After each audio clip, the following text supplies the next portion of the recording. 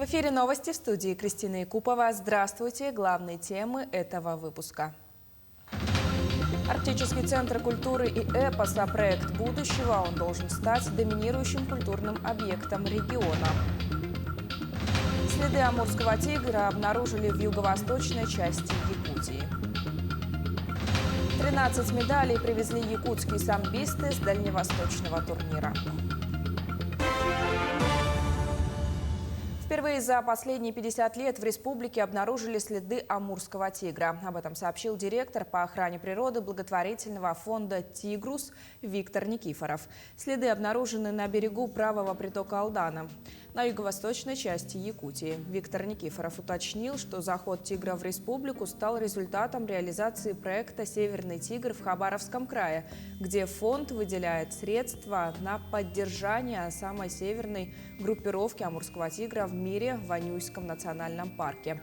Для Якутии заходы тигра – редкость. Численность их на Дальнем Востоке перевалила за 600 особей. Поэтому появление тигра в регионе – радостное событие для всех защитников животных.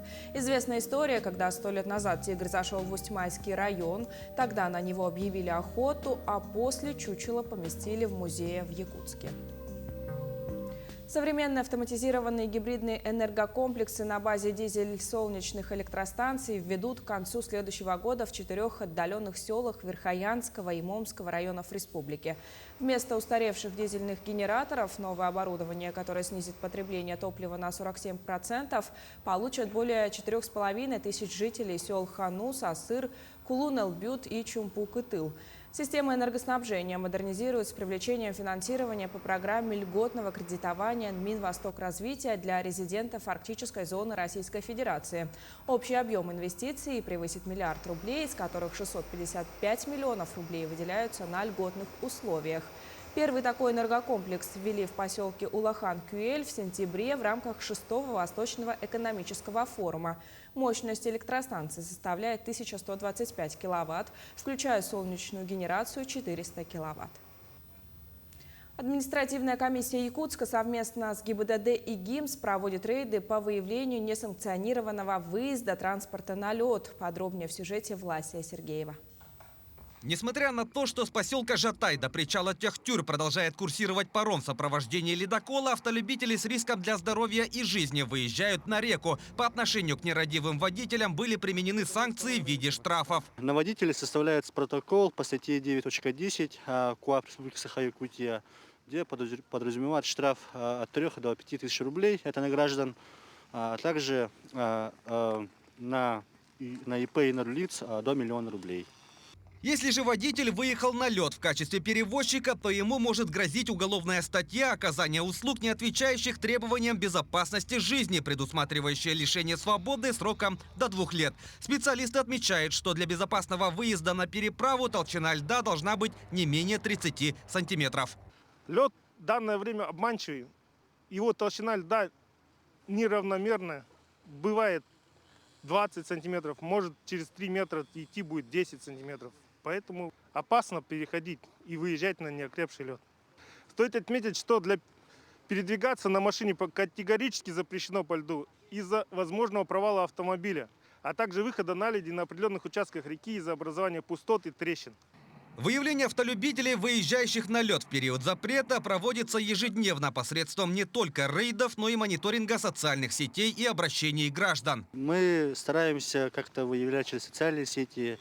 Бывает то, что нам обращаются жители через почту, да, электронную бывает, и уже потом направляем запрос в ГИБДД для выявления именно того человека, который выехал на лед, и уже проводим официальную проверку в отношении него. Ожидается, что переправа Якутск-Нижний Бестях для автомобилей до 10 тонн будет открыта в начале января. Однако сроки могут измениться в зависимости от выявления безопасной толщины льда. Власий Сергеев, Семен Семенов, Якутск.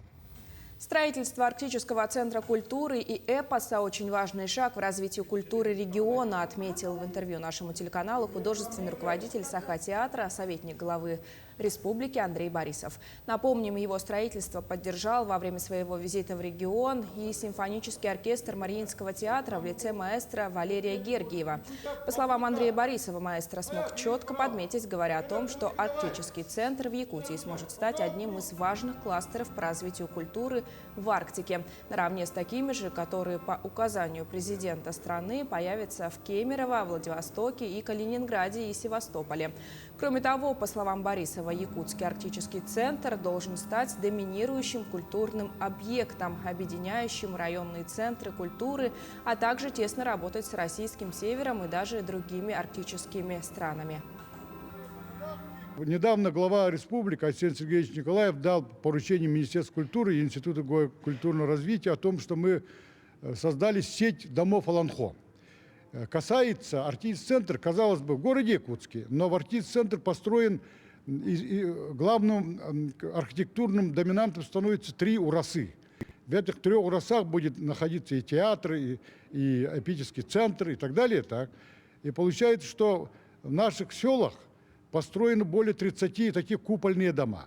То есть вот эти купольные дома превращают в систему домов Аланхо, они будут взаимодействовать с арктическим центром.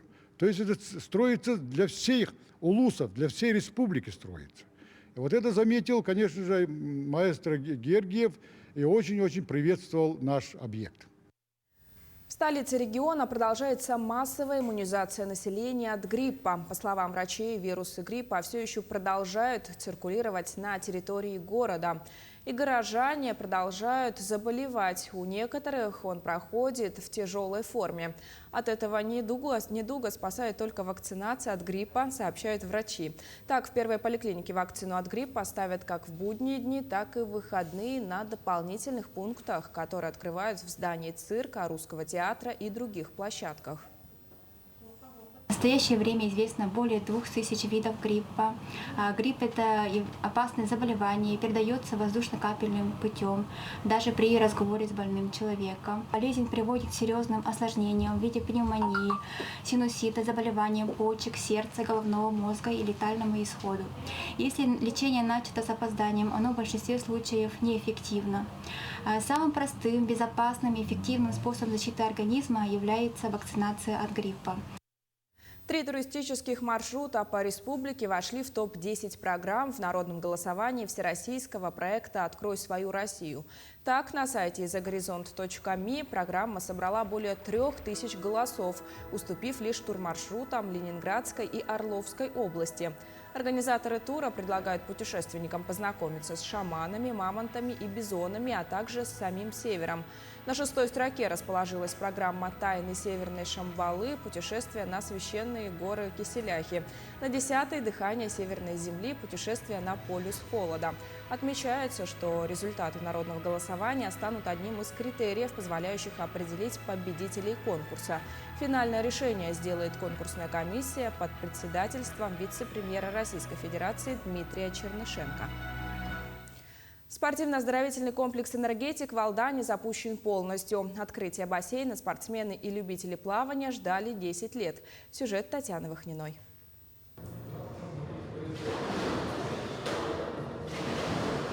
Старты с вышек, заплывы на скорость и разными стилями. У юных спортсменов очередная тренировка. Мастерство ребята будут представлять на соревнованиях, и пренебрегать занятиями нельзя. Температура воды оптимальна – 27 градусов. Еще недавно школьники тренировались на суше. В бассейн они зашли пару дней назад, как только он был запущен. Дети очень рады, да, на самом деле событие очень легендарное. Наконец-то мы дождались этого момента, когда у нас бассейн открылся. Открытие бассейна спортсмены и любители плавания ждали долго. Реконструкция спорткомплекса «Энергетик» велась в течение 10 лет. В настоящее время объявлен набор дошколят и школьников в оздоровительные и спортивные группы. Спортивные группы с 7 лет набираем, а группы оздоровительного плавания 5 лет. Дети с 14 лет при наличии паспорта могут посещать бассейн самостоятельно. До 14 лет они посещают бассейн с родителями. Дети до 3 лет должны иметь специальный памперс для занятий плаванием. Сегодня энергетик открыт для всех. В часы, когда нет тренировок, поплавать здесь могут любители. В первый день работы бассейн посетили более 60 человек. Предварительно гостей осматривает медицинский работник, а лица старше 18 лет обязаны предъявить QR-код. Люди пошли. В день сейчас примерно на бассейне уже около 150 человек. Ну, это вместе со спортсменами. Бассейн у спортсменов и любителей плавания сразу стал востребованным. Количество посетителей в энергетике возросло. Активно идет запись и в детские спортивно-оздоровительные группы. Татьяна Вахнина, Георгий Баранов, Алдан. Якутия бьет рекорды по киносборам. В текущем году якутские кинокартины побили рекорд до пандемийного 2019 года, собрав более 56 миллионов рублей. В 2019-м вышло 6 киноновинок якутских режиссеров, сборы которых достигли 44 миллионов. За неполный 21 год 12 новых картин якутского производства на больших экранах посмотрели 184 тысячи зрителей. 6 золотых, 1 серебряная и 6 бронзовых медалей. С таким результатом возвратились домой якутские самбисты с соревнований в Южно-Сахалинске. Дальневосточный турнир, посвященный Всемирному дню самбо, проходил 20 ноября. В нем приняли участие спортсмены более чем из 15 городов Дальнего Востока. Это свыше 300 человек. Якутские борцы прибыли в столицу республики. Команду чемпиона встретила в аэропорту наша съемочная группа. С ребятами удалось пообщаться буквально на ходу. Среди участников-победителей не только мальчишки. Этот вид спорта пользуется популярностью и среди девочек. Страшновато было немного, переживала. Так, в принципе, девочки были немного сильные. Я изначально была настроена на победу. В дальневосточном турнире от города Якутска приняли участие 18 самбистов Центра единоборств. Это ребята в возрасте от 7 до 14 лет. 13 медалей призовых мест – это отличный результат, который показали наши спортсмены. Так прокомментировал исход турнира тренер якутских самбистов, президент Федерации самбо города Якутска Фархат Садыков. Своими эмоциями поделился и обладатель бронзовой медали. На соревнованиях я с Савелием боролись в одном весе, были соперниками, несмотря на то, что мы друзья, одноклассники и занимаемся в одном клубе. Мы сначала не отдавали друг другу баллы, но когда Данил хотел воспроизвести бросок, он взял меня на болевой и вытянул руку. То есть за минуту на вторую я не успел выйти. В итоге он занял первое место, а я третье. Планы на будущее – стать чемпионом мира по самбо и посмотреть, каково это быть на вершине. У меня к этому часу вся информация. Мы следим за развитием событий.